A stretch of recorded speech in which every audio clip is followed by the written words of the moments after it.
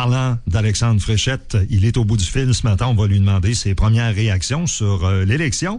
Dans le fond, il a été élu par acclamation, ce qui a peut-être surpris certains observateurs. On va lui demander s'il en fait partie. M. Fréchette, bonjour. Bon matin.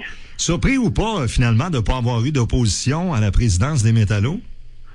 Bon, écoutez, je pense que de faire des pronostics là-dessus, ça serait bien ça serait une mauvaise augure ou disons que ça apporterait la distraction envers les vrais enjeux qui se rapportent à l'élection. Fait que dans ce temps-là, regardez, moi, en tout cas, moi, personnellement, je fais ma petite affaire. On a les débats un peu, là. Il n'y a pas eu de campagne formellement. Disons que c'est une occasion d'avoir quand même des discussions à saveur syndicale, à voir qu'est-ce qui s'en vient, tout ça. Mais non, il n'y avait pas de pronostic de surpris ou non. On ouvre la boîte, puis on voit qu'est-ce qu'il y a dedans, puis ensuite on fait face à la musique. Quand même, vous devez vous sentir plus à l'aise maintenant en tant que président élu et non pas simplement désigné? Ben écoutez, la dernière fois qu'on s'était jasé, c'était en fait un des motifs principaux pour l'équipe en place devant ces élections, c'est que les gens que les débats se fassent, oui. Ensuite, que les gens qui se présenteront soient pleinement appuyés par les membres. Fait que c'est là qu'on est rendu avec une toute nouvelle équipe, puis dont je suis bien fier d'ailleurs. Parlez-moi un petit peu des gens qui vont travailler avec vous pour la grosse négo, entre autres, de 2015, parce qu'un peu partout, là, on a été élu ou réélu par acclamation aussi, je crois. Oui, il y a des gens, il y a deux nouvelles personnes qui sont rentrées, qui ont été élues aussi par acclamation. Puis les autres membres de l'équipe là, ils ont été réélus eux au complet. Il y a des gens qui me disent qu'ils sont contents de voir que vous êtes là. On pense que vous aurez peut-être une ouverture d'esprit un petit peu plus grande pour la négo qui s'en vient. Qu'est-ce que vous avez à dire là-dessus? Ben, je vais vous répéter la même réponse que je vous ai donnée la dernière fois. C'est toujours une question du contexte dans lequel le président d'un syndicat doit faire face avec son exécutif. Quand c'est un conflit, le code vous le rappelle, on choisit pas ça. Puis donc, quand ça arrive, ben le président en place doit agir responsablement.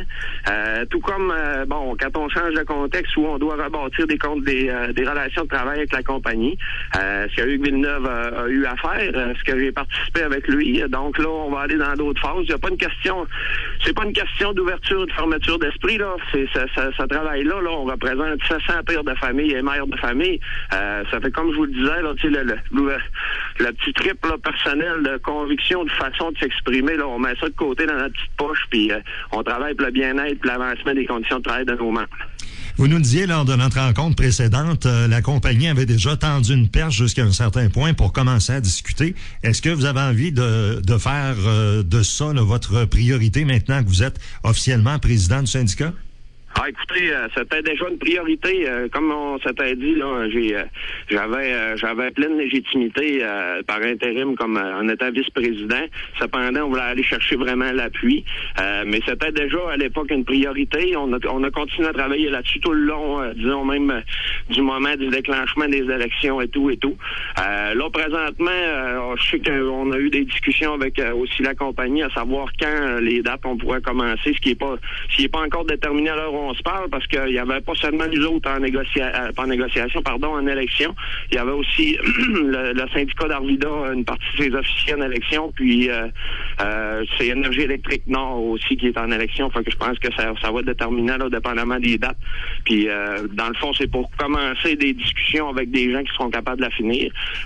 Fait que c'est ça qui retarde un petit peu. Mais en fait, ça retarde pas parce que parallèlement à ça, on est tous dans le processus de préparation. Là. Il y a beaucoup de travail à faire avant d'être capable de se présenter un premier matin à une table de négociation. Dites-moi si je lis bien entre les lignes le fait que pour les élections, dans le fond de l'accréditation horaire, tout le monde a été élu ou réélu par acclamation. Est-ce que ça veut dire que votre syndicat est plus uni que jamais? Est-ce que c'est le plus uni que vous l'aurez vu depuis quelques années? Ben, plus unis, je pense que pour constater le degré de solidarité d'un syndicat, on va le voir là, dans la négociation qui s'en vient. Je le souhaite certainement. Les discussions que j'ai eues, comme je vous disais un peu, vont dans ce sens-là. C'était important pour nous autres il y avait des gens qui désiraient s'impliquer. C'était important pour nous autres de laisser, disons, à l'autobus faire un arrêt avant le dernier grand sprint pour que, OK, ceux-là qui qui veulent embarquer, on embarque. Ceux qui veulent débarquer, on débarque. Puis là, maintenant, on ferme les portes puis on roule jusqu'au fond Léon à la fin de 2015 avec nos 2 négos puis tous les défis qui sont attachés à ça.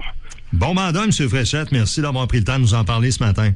C'est un plaisir. Bon matin, l'équipe. Excellente journée. Alexandre Fréchette, qui est donc maintenant plus légitime, hein? Il a été élu par acclamation. Vendredi, quand on a ouvert les boîtes, on s'est aperçu qu'on ne chicanerait pas longtemps. À tous les postes, finalement, c'est une élection par acclamation pour l'exécutif là, du syndicat des métallos 94-90. Bravo. On va aller en pause là-dessus, 7h12 de l'autre.